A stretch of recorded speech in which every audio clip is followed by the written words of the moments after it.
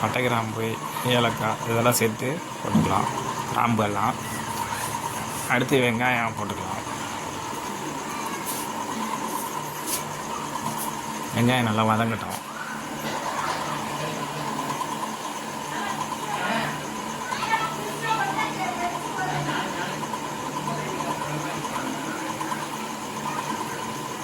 வெங்காயத்தில் உள்ள பச்சை வாடையும் சேர்த்துலாம் போகணும். உப்பு கொஞ்சம் சேர்த்துக்கலாம். நல்லா போட்டு கொஞ்சம் ஒரு நிறம் வர்ற அளவுக்கு உங்களுக்கே தெரியும். அது வரையும் நல்லா கிண்டிக்குங்க. தக்காளி சேர்த்துக்கலாம். செய்கிறது நான் கிடையாது, சொல்கிறது தான் நான் நினச்சிக்காதீங்க. சும்மா கிண்டிக்கிட்டு இருக்கேன், அவ்வளோதான்.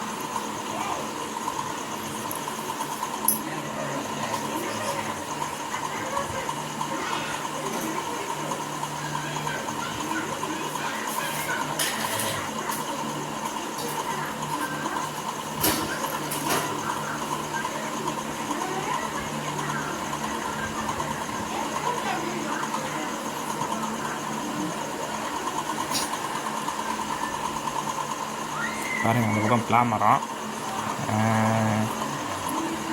நெல்லிக்காய் மரம் எல்லாம் இருக்குது. நல்லா வதங்கிக்கிட்டோம்.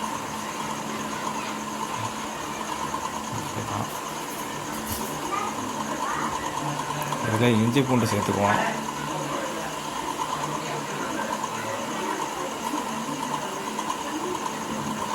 ஏன் இஞ்சி பூண்டு சேர்த்துக்கிறேன்னா, அது ஒரு டேஸ்ட்டுக்கும் அந்த வாடை ஒன்று வராமல் இருக்கிறதுக்கு தான் நான் இஞ்சி பூண்டு சேர்த்துக்கிறது. கறிக்காக இருந்தால் கூட சேர்த்துக்கலாம், கொஞ்சம் காலை சேர்த்துக்கலாம்.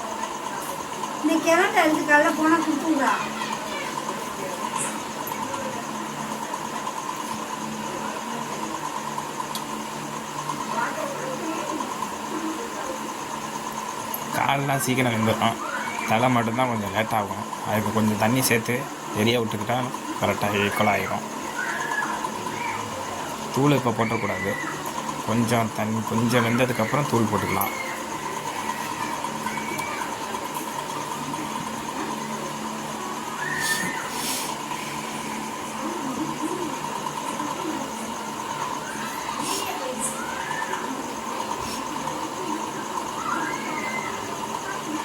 நல்லா கிண்டி விட்டுக்கலாம்.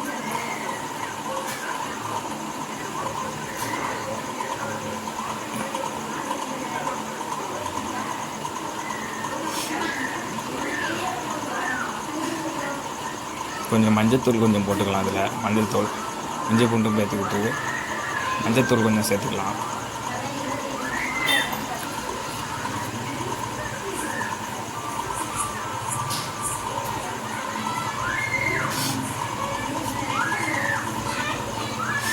நல்லா கிண்டிக்கலாம்.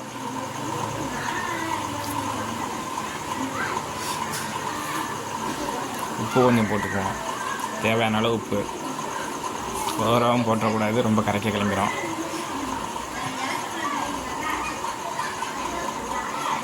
நல்லா கிண்டி விட்டுக்குங்க.